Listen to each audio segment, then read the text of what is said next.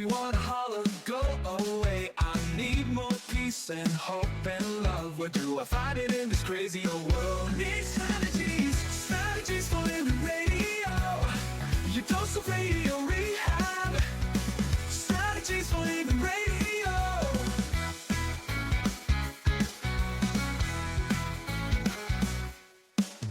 Every time I listen, Lauren and David share strategies for living, and it makes me aware. I got strategies for living, strategies for living radio. Your dose of radio rehab. Strategies for living radio. Your dose of radio rehab. Yeah, we need them. We all need them from time to time. Some of us maybe more than others. So are you ready? Are you ready for your daily dose of radio rehab? I'm ready. Yeah, I knew you would be ready today. Oh, yeah? Yeah, for a lot of reasons. Hey, folks, welcome. I'm interested in that. Yeah, welcome into another edition of Strategies for Living. I'm Dr. David McMillian, about to get in trouble here. And she is psychotherapist, PLPC Lauren Leon McMillian. Sometimes I like to call her recently Attila the Nun. Yes. Yeah, because, I've had some health challenges here recently, and Lauren has stepped in and taken over my my eating habits. And take over. Well, you know what I mean. You are still free to choose. Yes, I am. But I have to put up with a lot when I make the wrong choice. You act like I beat you. No, well, not quite, but close. Careful now. We don't need people calling the elder abuse line. Yeah, thank you. No. We and I'm joking, obviously, about the Attila the Nun thing, but a lot of people assume that nuns are unhappy. Yeah. And but if you know nuns are sisters, a lot of them radiate a joy. And I would even put in here monks, Christian monks, Buddhist monks. There's a joy radiated that most people spend their lives chasing. Right. And that there may be a reason for that.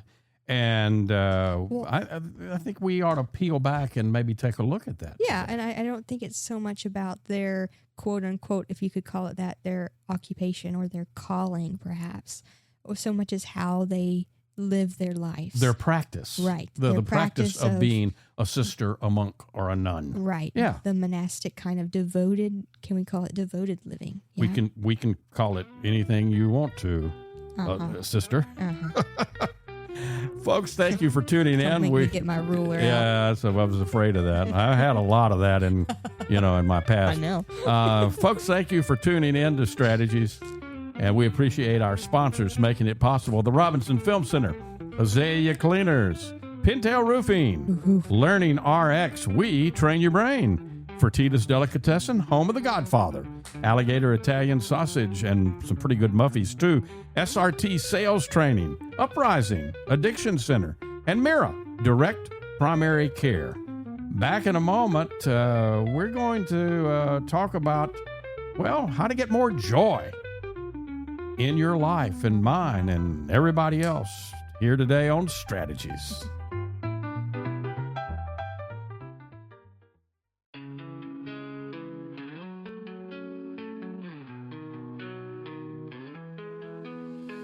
Tune in daily, find the light. Healthy mind and spirits bright. Strategies for living strong. Feel the vibe, it won't go wrong. Body moves and soul align. Catch the rhythm, feel the time. Radio rehab every day. Chase those clouds of gray away. Your daily dose of radio rehab. Lift you up when skies seem drab. Mind and body, spirits free. Living life in harmony. And welcome into Strategies for Living. Lauren Leon McMillian, David McMillian. So when you look at nuns or you look at sisters, you look at monks, whether they're Christian monks or Buddhist monks, or there may be other kinds of monks for all I know. But a lot of them. You know the E's, right? The E's? Yeah, the monkeys. Oh, the yeah, okay. Yes. They were certainly joyful.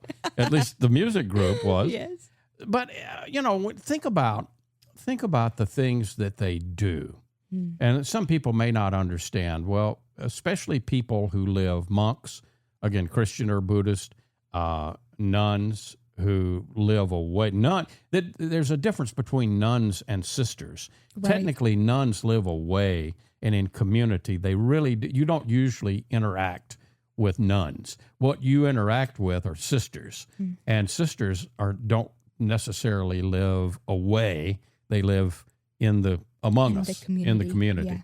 But think about the people who do live monastically. They pray at fixed hours. That's called the liturgy of the hours in Christianity. And they eat meals together a lot of times in a lot of communities in silence. So they eat in community without that, mindless chatter, right? They do manual labor with intention. Most every community have things assigned that they do. We visited a place in Arkansas, and we chatted with some of the monks, some of the monks, and actually attended. We were in the church when they came in for one of their, I guess it was their evening prayer. Yeah, and all together, and but they observe a weekly day of rest, a day of deep rest, which prevents some burnout. And they laugh. They laugh freely during their recreation hour, which is a daily time for games, for jokes. And it reminds them that joy is practice. It's not waiting for.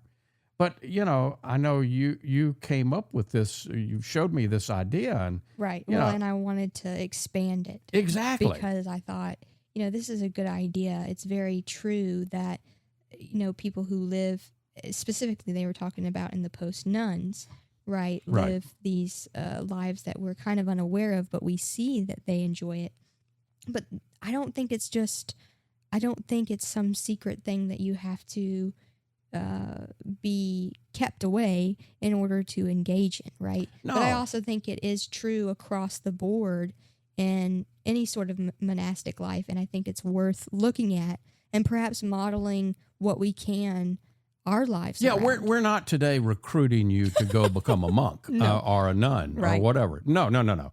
But what we are suggesting is that we can look at those communities and we can see that many of them live lives that are fulfilled and joyful. Right. When the monks that we were among in Arkansas, Subiaco Academy is. Some people are familiar with that. That's one of the things that they do is they run that high school. But they also do a lot of other things. We happened to drop by their brewery because they make and bottle can their own brand of beer, and there are brothers and monks who are involved in making that in the process, and that's their job. Right. And anyway, they had a little come taste. And so we went by and we interacted with a few of the monks, and they're joyful people. Yeah. They were, in fact, I had an LSU.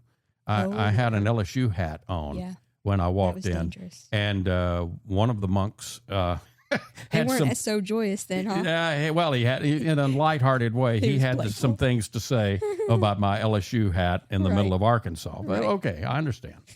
But let's look at what a lot of these communities do that perhaps we could do that might add to joy and happiness in our lives. Because most of us want a little bit more. In fact, most of us say, I need a little bit more. So one of the things that they do is a structured sacred time every day. Yeah. There's a known daily rhythm and routine to their day. Yeah. Right? I mean, we know that Benedictine monks, Buddhist monks, and many other orders, they follow these fixed daily rhythms, Right. which help them to, I think, not just mark the time, but sacredly mark the passage, right? Oh, It's yeah. not it's not for control so much as to regulate the nervous system. That's a great point. And, many of us experience decision fatigue Yeah. because we have decision after decision after decision to make in the course of a normal day. But one of the things that a structured sacred time, and it's generally 3 times a day, they do, if for the Christian communities, Right, okay. they follow the liturgy of the hours. And so they do morning prayer, they do afternoon prayer or noontime prayer, and they do evening prayer. So 3 times a day, everything stops for them. They come together and they together do those prayers at those times. Yeah. And so it removes decision fatigue. It creates, what you're going to do at whatever times it is defined, whether it's 6 in the morning or 11:30 in the afternoon or 5:30 in the evening. During that time, you're going to stop and you're going to pray. Whether you pray or don't pray is not really an issue for me, but think about creating the inner spaciousness of stopping 3 times a day. Or just to be able to mark, okay, here's where I am in the day, and to check in with yourself. Yeah. Check in and say, what have I created so far? What state am I in? What state is my body in? What state is my mind in? Right. And if it's not exactly where I would like for it to be, how can I course correct? There you go. Right. And a structured day doesn't trap. And some people may say, oh, gosh, that's very trapping. It frees your mind from the chaos at least 3 times a day. Right. Well, And if you engage in it 3 times a day, Right. or you could set it however you want. You could stop. You could easily stop every hour. Right. Absolutely. And, you do what you want to. Yeah, whatever works for you in order to help you to maintain that sense of stability. And I think we've lost this to a degree, right? In our modern culture, Well, yes, especially, definitely. I think even as far back as when electricity came into being, right? Because Okay. suddenly it didn't matter. We weren't following the sun. Yeah. And so that I think that in We've a kind of way- done that also with daylight saving time. Yeah, big time, right? Yeah. I mean, time has just become this. Okay, well, yeah, it's this time in the day we've all And we can agreed on, manipulate it. Yeah. right? Yeah. And we can continue working, Yeah. and that can be a very detrimental thing for our health and our well-being. Absolutely. Another thing is that this liturgy of the hours or stopping to do whatever practice, perhaps Buddhists do chanting practices, or meditation or mindfulness. Catholics living in community, nuns and monks do the liturgy of the hours. So what does that do? It takes you to it returns you to the present. Yep.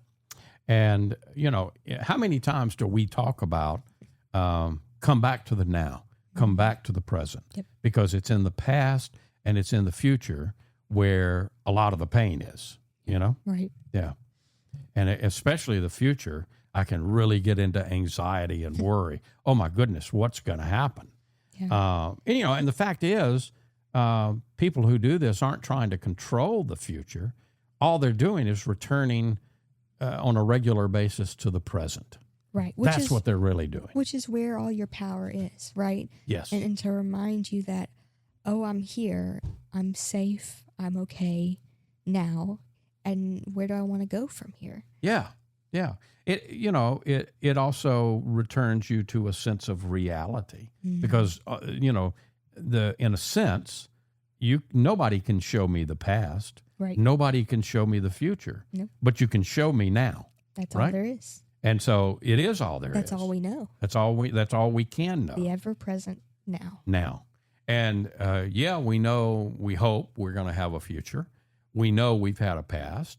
Well, but when we focus that's the story we've that's the created story anyway. That might be a show for another time. Maybe it is. We could get off into that. But anyway, you understand what I mean. Yeah. We keep we have regular times during the day that we return to the present.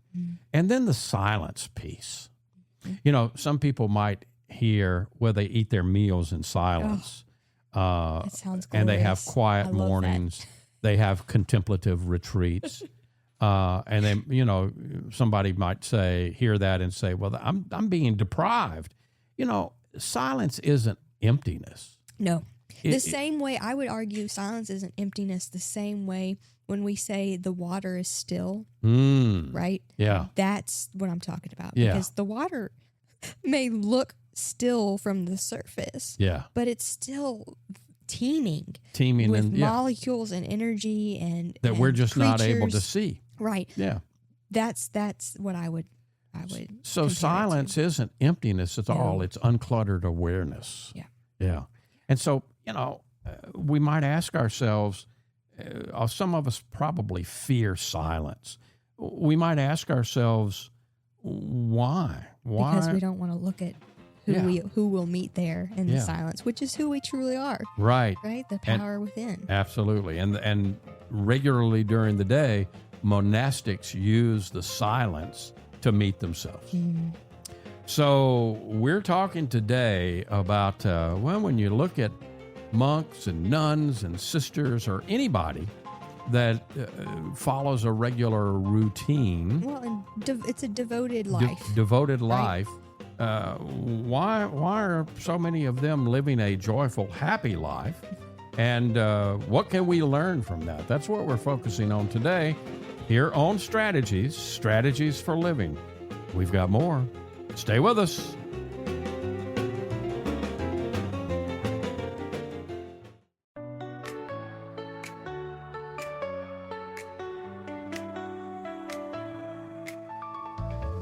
Tuning out, let's take a ride. Healthy mind and heart open wide. Every step with spirit as our guide. Here on Strategies for Living. Mind, body, spirit in the groove. Relationships smooth as ocean waves. Let's connect and let's improve. Strategies for brighter days. And welcome back in. Welcome back into Strategies for Living. Lauren, Leon McMillian, David McMillian, talking about what we can learn from people who live a more structured life than most of us even contemplate ever living. I mean, I think most of us, when we think of the monastic life, you might think of giving up, right? Giving up comfort and control and your conveniences. So you might not always associate that with joy. I went to Jesuit high school. Yeah. And while I was there, I graduated way back. Graduated in 1974. And so there were still a bunch of Jesuits here, and they lived in community. And they had, a lot of them had jobs teaching at the high school. Right. Some of them had other jobs. I think there was one of the brothers that cooked. There were priests and brothers, that I got to interact with through the years. But for the most part, they were very happy people. They were joyful people. Yeah. I mean, I was a high school kid, so none of us liked all of them. I mean, we had our favorites. Sure. But now I look back, and I think every single one of them, even though they were different, had their gifts that they brought to the world. Yeah. Yeah. Yeah.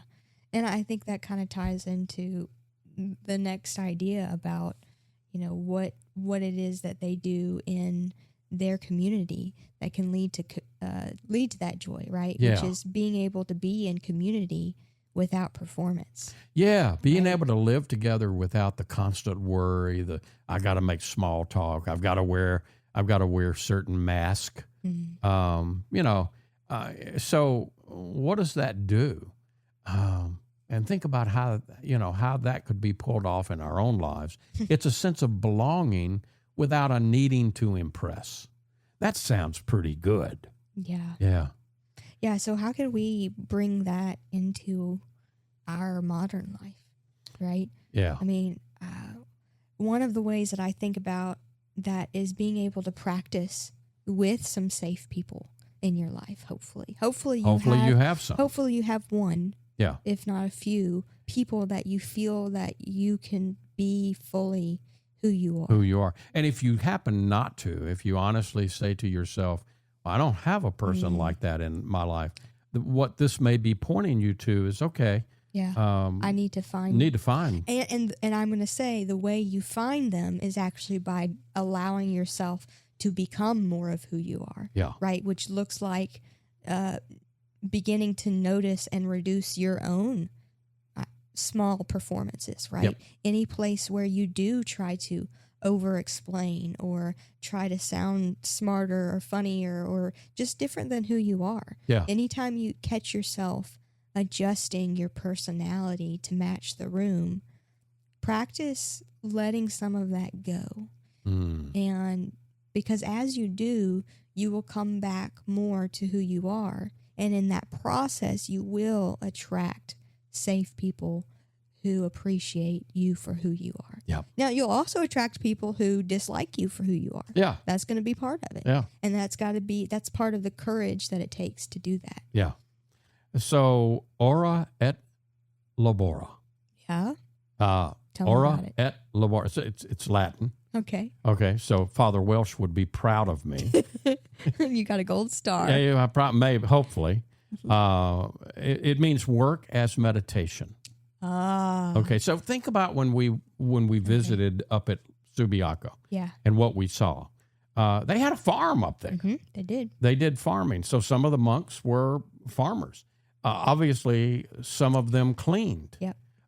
We visited, they made soap, and there was one monk that made some jewelry. Yeah. We went to their shop, and Right. there's all kinds of things. And lots of them wrote books. And lots of them wrote books. I'm chuckling because when I first saw the post that kind of inspired this idea, right, and it just listed, I think, 3 to 5 things. Yeah. And we've expanded the list. Yeah. But when I first saw it, I showed it to you and I laughed because I said, I recognized myself in all of them. And I said, Yeah. maybe I am. Maybe you are a nun. And this is another one of those ways where, yeah, this is something that I do regularly, if not once a day throughout my day. Yeah. Right. I mean, because one of the things that I really enjoy doing is crocheting.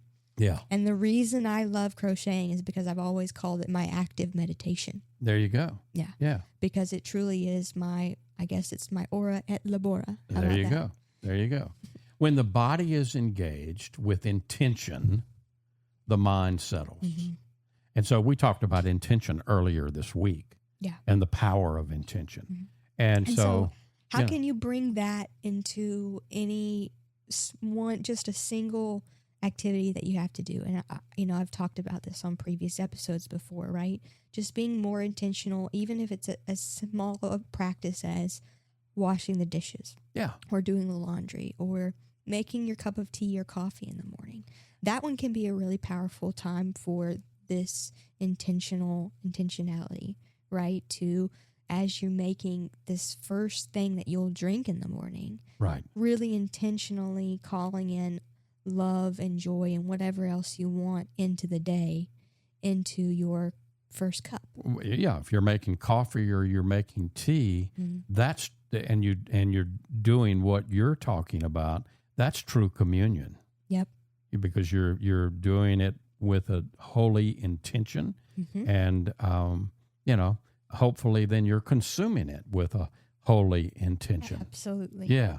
So talk about communion, and nothing against the communion that we go to in church and participate in, but man, what if we brought that into more of our lives? Absolutely. Wouldn't that be wonderful?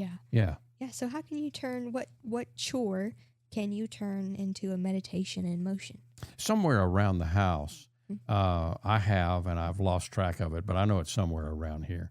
Yeah. If you're in a community of men or women, they got to eat every day. Yep. And so there's going to be some people, probably more than one, who are cooks and cooking and preparing meals.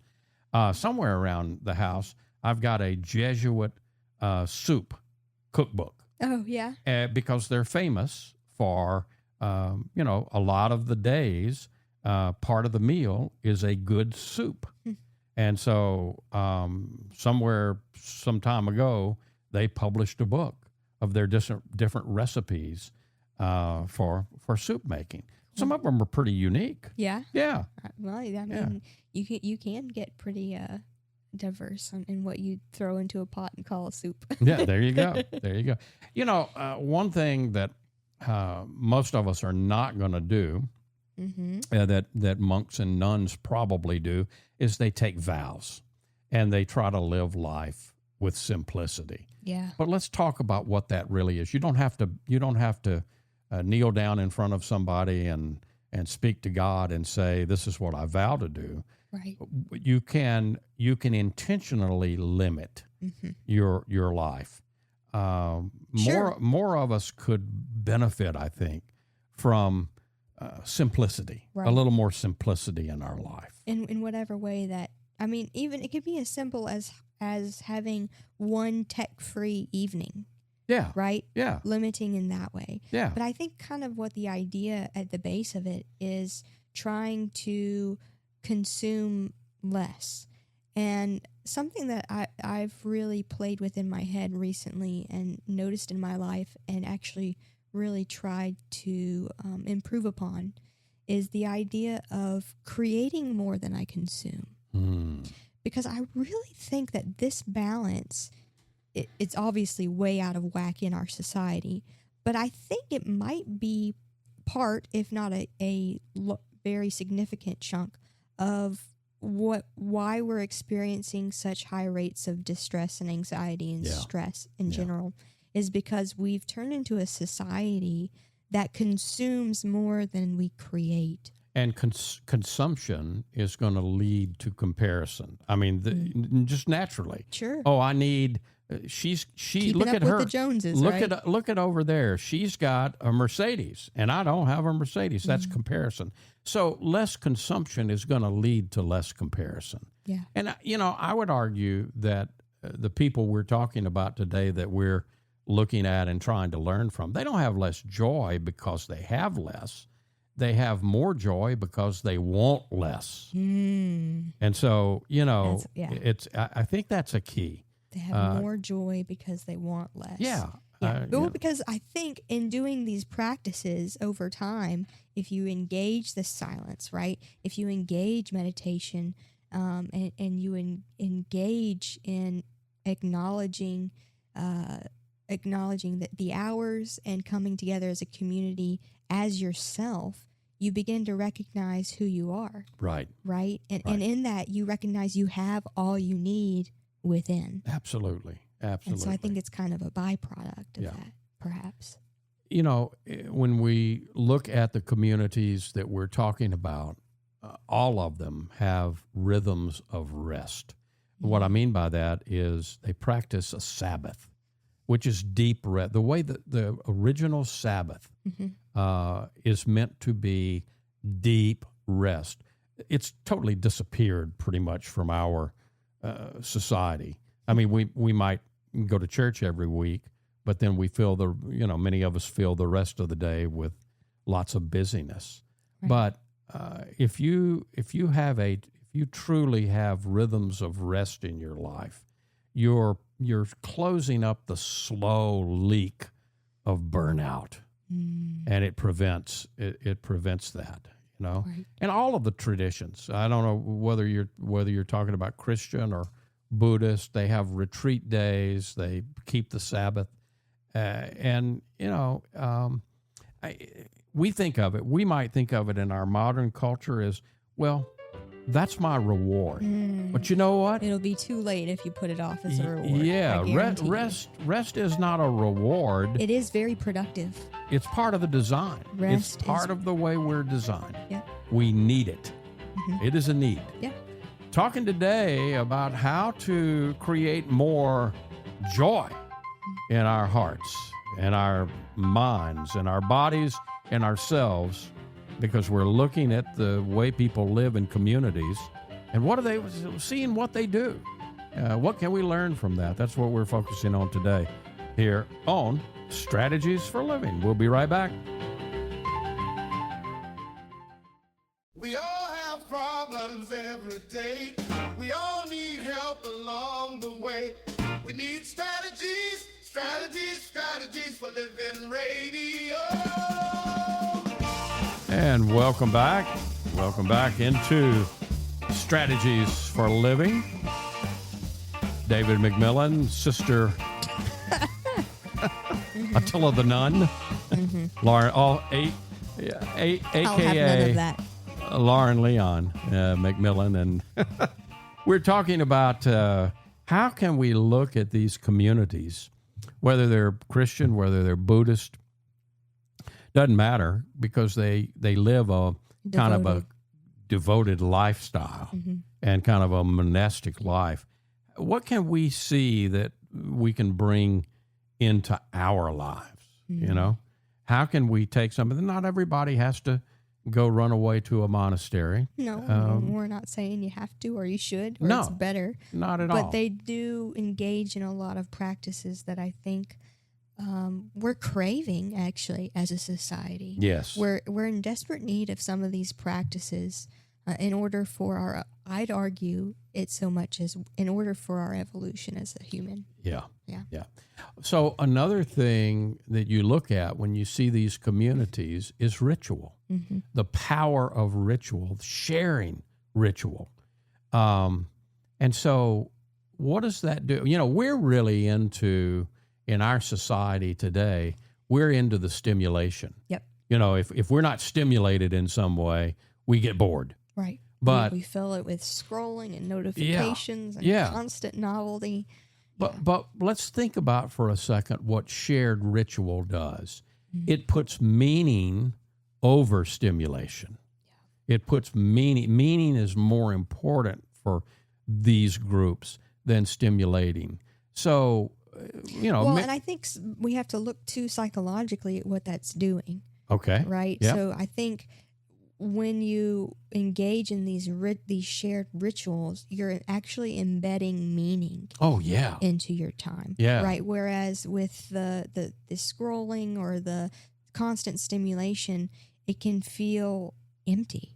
And just like Viktor meaningless, Frankl said, man searches for meaning, right? Yes. And that's what ritual does. It grounds the psyche in meaning. I mean, it could be, and they use a lot of things. They, you know, the liturgy of the hours, as a for instance, are sacred. That's a sacred text, right? Right. But they, you know, they use all kinds of other things. Ringing bells, yeah, chanting. Incense, chanting, yeah. Reading together. Yeah. I mean, you know, some of the chanting is a famous thing. A lot of people find who aren't even Christian, right? You know, Gregorian chants. Gregorian chants. They find them. And then you maybe you don't understand the Latin and what's being said, but you know what's happening in your body when you listen to it. Yeah. You know. So we're not all gonna get up and read from sacred text and ring a bell and. No. But what can we do, right? So. Right. This is a lot about what we talked about in the last show. I think it's about creating intentionality for yourself, right? Yes. So instead of replacing default habits with more intentional ones, right? Yeah. So instead of waking up and immediately grabbing your phone, maybe you can wake up and open the window, you know, step out into outside and take a few meaningful deep breaths. Yeah. Right. And speak some intention out.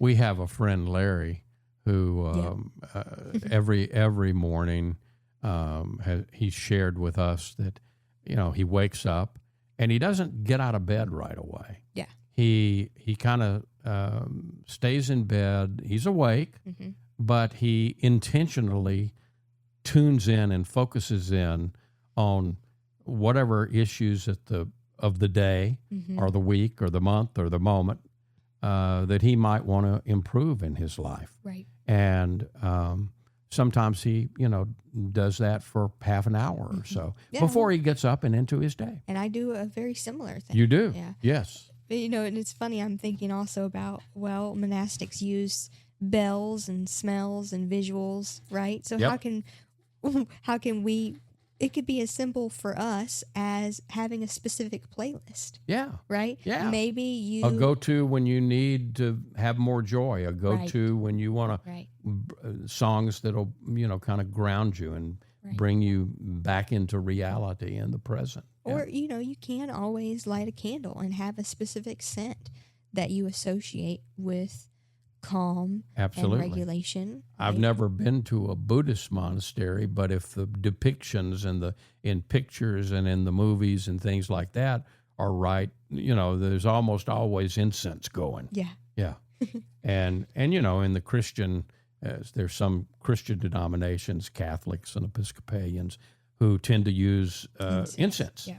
And it reminds you that your prayers right now are just like the smoke Rising. moving up. Yeah. Plus, most of it is a pleasant odor,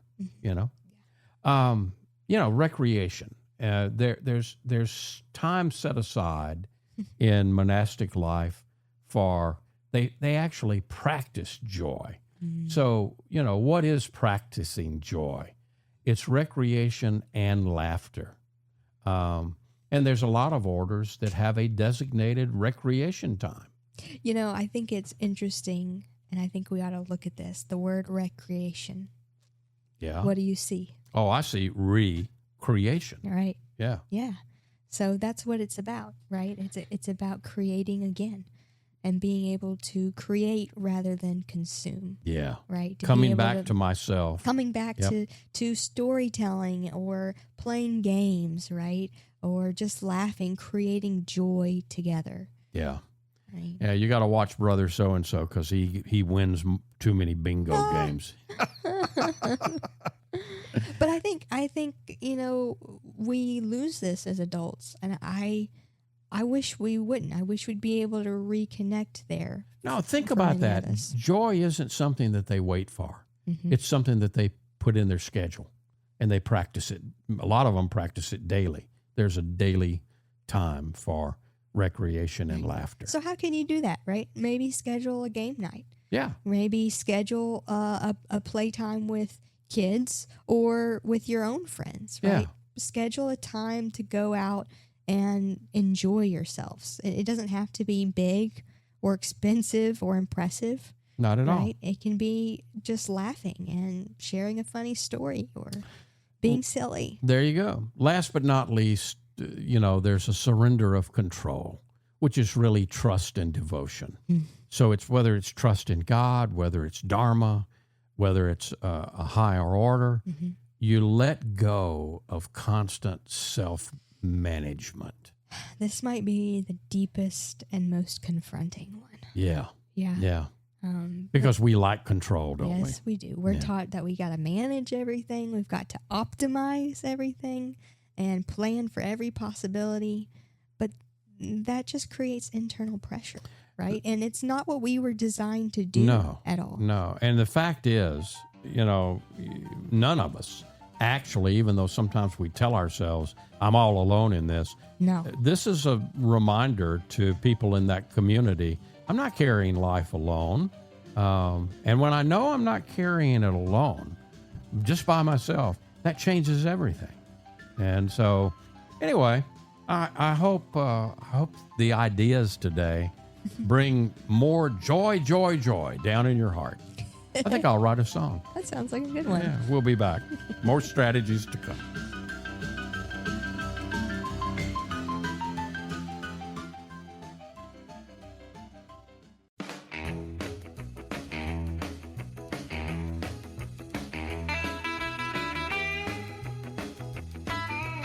Welcome back into Strategies for Living. Lauren Leon McMillian, a.k.a. Attila the Nun. And, I know. David McMillian. And What do you know? I know that I've got the ruler over me all the time. Anyway, we've covered a lot of ground today. What do you want to leave people with in terms of, hopefully, as you've listened, you hear a lot of ideas that you can incorporate into your life. And by the way, if you haven't heard all of it, don't forget we're in podcasts. Absolutely. So you can go back and listen to anything you might have missed. If you want to fill in blanks, go to wherever you download your podcast and we'll be there. Just put in Strategies for Living and subscribe to us. And there you go. All right. What do you want people to really hear from the things we've shared today? Well, I don't think that you don't need a monastery to feel more peaceful. You don't need to lock yourself away to find peace, right? You just need. So I don't have to shave my head and make a little bald spot in the back. No, Yeah. even though that's what Tonsure. even though that's what our last name means. You know that, right? Really? McMillian, son of tonsure. Okay. Yeah, Well, that's what it no, means. I guess I learned something new every day from you. Yeah. Anyway, you don't have to do that to gain peace. You just Yeah. need a few intentional moments. So, ask yourself, where can I bring more meaning, more lightness, more joy, and a little less control into my life today? There you go. I got the joy, joy, There you joy, joy down in my heart. Where? Down in my heart. Okay, I'll spare all of us. Folks, thank you. Thank you for tuning in to Strategies for Living, and we appreciate our sponsors making it all possible. The Robinson Film Center, and Azalea Cleaners, and Pintail Roofing, and Learning RX. We train your brain. The Balanced Life Wellness Center, Fertitta's Delicatessen, home of the Godfather, alligator Italian sausage, and some pretty good muffies too. SRT Sales Training, Uprising Addiction Center, and Mira Direct Primary Care. If today were the last day of your life, and you only had one more phone call that you could make, who is it that you'd call? And what is it that you'd say? And why are you waiting? Make the call. For Lauren Leon McMillan, I'm David McMillan. See you next time right here on Strategies for a Living.